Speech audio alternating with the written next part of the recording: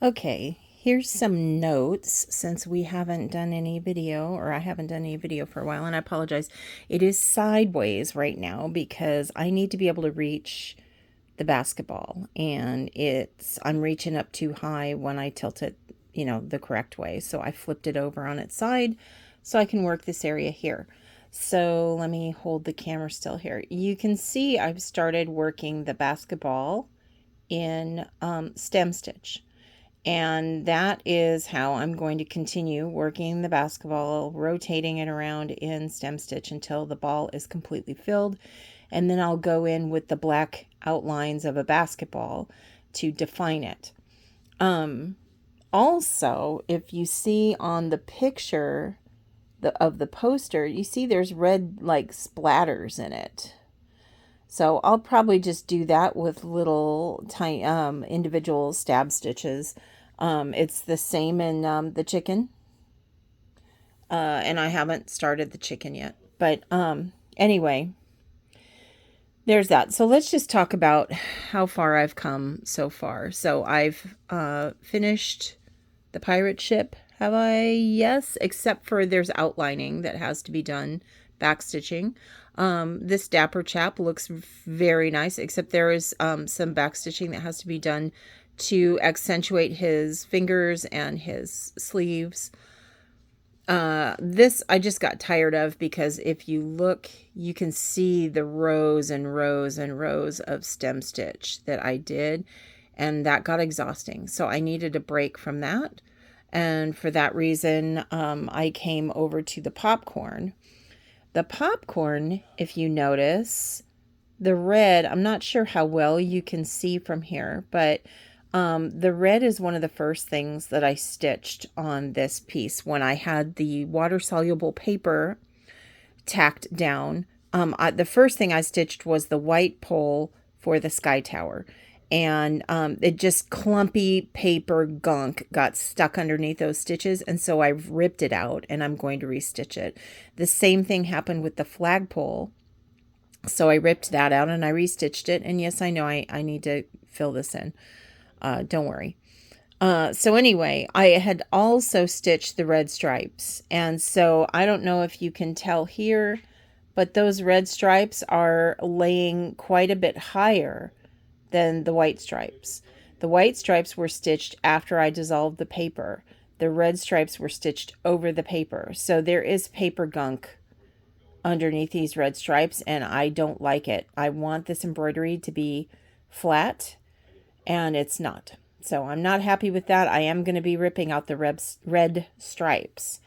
The rest of it, if you'll notice, this outlining here it's poorly done. I meant to poorly do it.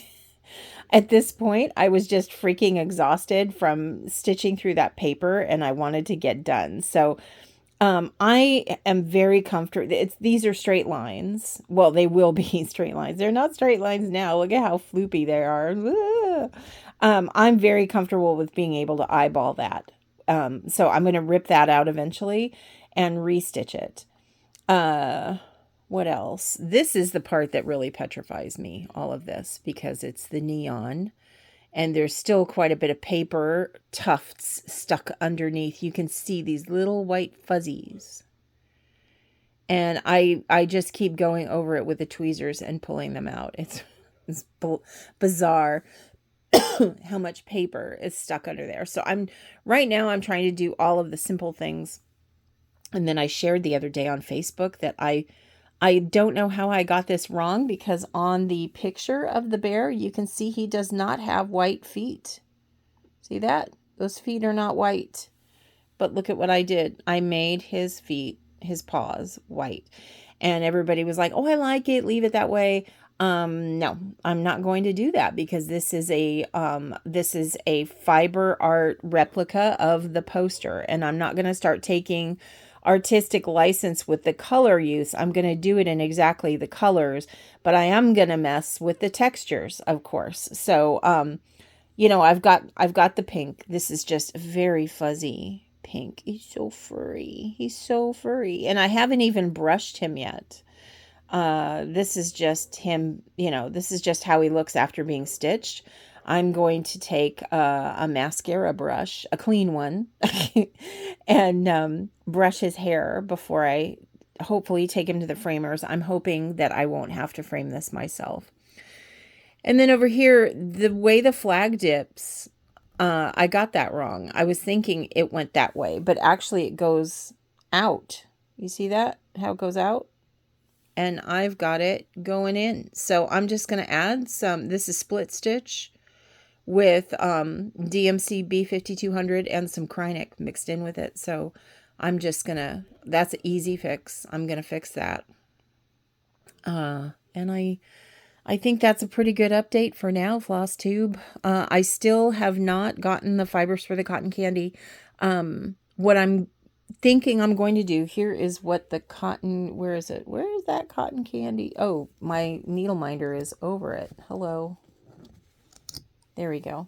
So that's what the cotton candy looks like in the poster. And I think what I'm going to do, well, I know what I'm going to do, is next week on day when I can take a little bit longer of a lunch break, I'm going to go over to Creative Stitches and see if they have any whisper thread in these colors. And it has to be an exact match of this hue of pink and this hue of red. And if they have whisper thread, then I will go ahead and get it and use Whisper. Whisper is sort of like this stuff, but this stuff has sparkles in it. You see how it has these iridescent sparklies?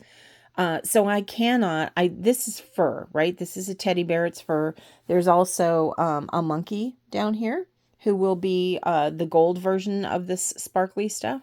So I can't do the cotton candy in the same thing because then it's like, is that furry cotton candy? That's just how my brain works. So I'm not going to do that. I'm going to look for a different kind of whisper. They have a solid kind that almost, it looks wispier. So if they have the hue I need, then I will do that. And if they don't, then I think I might just use regular cotton DMC and smoosh it up with a, I don't know, something scrunchy, something scratchy. I might just do that. So we'll see where I end up with that, but that's where we are, and I'm going to get to work now on the basketball from hell because that's just going to be stem stitch in a circle constantly. I can't tell you how many rows it's going to take for me to get to the middle, but that is my goal for the morning, is to finish the basketball.